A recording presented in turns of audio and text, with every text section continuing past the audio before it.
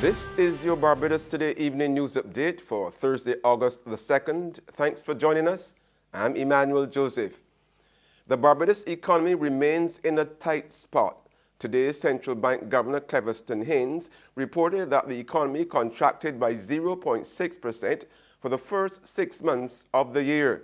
In his update on the economic performance for January to June, he disclosed that tourism, as expected, was the top performing sector, growing by 3.4%. Sugarcane production was also up, but activity in the construction sector was weak, falling by 4.0% for the first 6 months.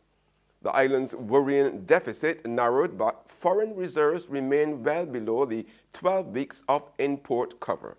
The international reserves rose by over 33 million to reach 443 million during the first 6 months of the year.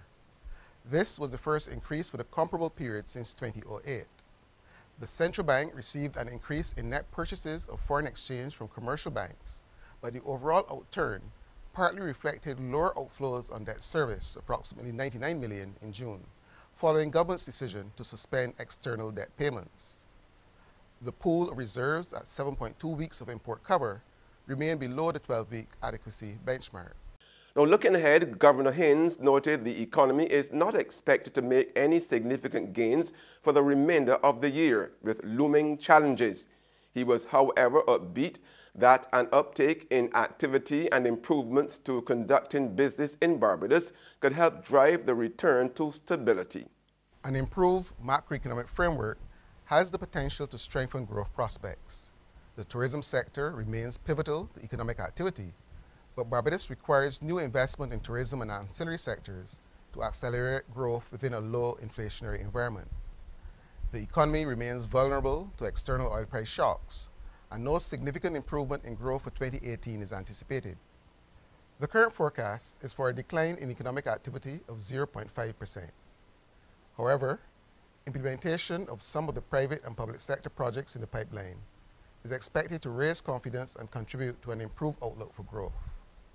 In addition, accelerated growth requires continuous improvements in business facilitation, enabling speedier decision-making and creating new opportunities for an injection of foreign investment flows to support the balance of payments. Governor Haynes noted that today's report was coming against the backdrop of ongoing discussions between the Mia Motley-led administration and the International Monetary Fund for balance of payments support, as well as the suspension of payments on external debt. He also highlighted the financial measures in the June 11th budget, suggesting they could help to revive the ailing economy. These initiatives, combined with further structural reforms, have the potential to restore stability, engender investor confidence, create the framework for durable growth over the medium term, and enhance resilience to economic and environmental shocks. In other news this Thursday, General Secretary of the Barbados Workers' Union, Tony Moore, says that the work of the social partnership will go on despite the legal troubles facing the chairman of the Barbados Private Sector Association, Charles Herbert. Herbert, who is also the chairman of the Goddard Enterprises, and 2 other employees were charged on July the 23rd in connection with a drug bust at the Bridgetown port on July the 23rd. Speaking on the sidelines of a news conference outlining plans for the BWU's upcoming annual conference, Moore said the development was unfortunate, but the social partnership, which is involved in critical negotiations with the government ahead of an International Monetary Fund balance of payments program, has not been affected.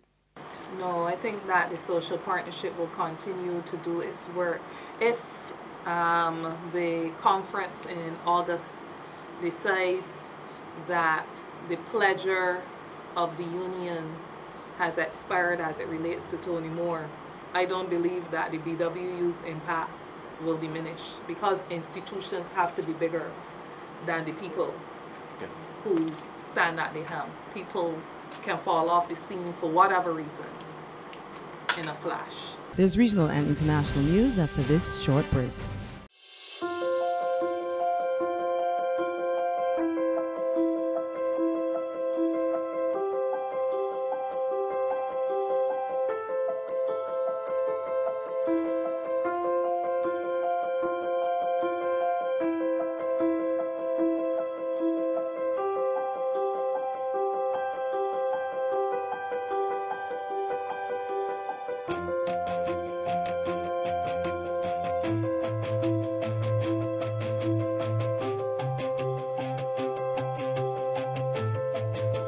Barbados Today, news you can trust.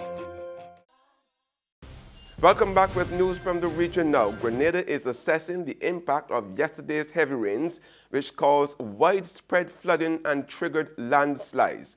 No one was injured, but houses, cars, and roads were damaged.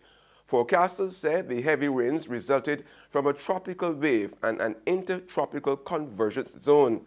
Parts of Grenada were awash with torrential floodwaters after heavy rains swept over the island earlier this week. Acting coordinator of the National Disaster Management Agency, Sylvan McIntyre, said that initial assessments have already started and additional assessments will be conducted by the Ministries of Finance and Works and Transport. On the international scene now, tension is high in Zimbabwe's capital Harare as the country awaits the release of disputed election results. 6 people were killed after Wednesday's clashes in the city between security forces and opposition leader Nelson Chamisa, who claimed the polls were rigged. More in this report from Reuters Television. Gunfire on the streets of Harare as the army steps in to disperse protesters, who clashed with police after Zimbabwe's main opposition leader accused the ruling party of rigging the presidential election.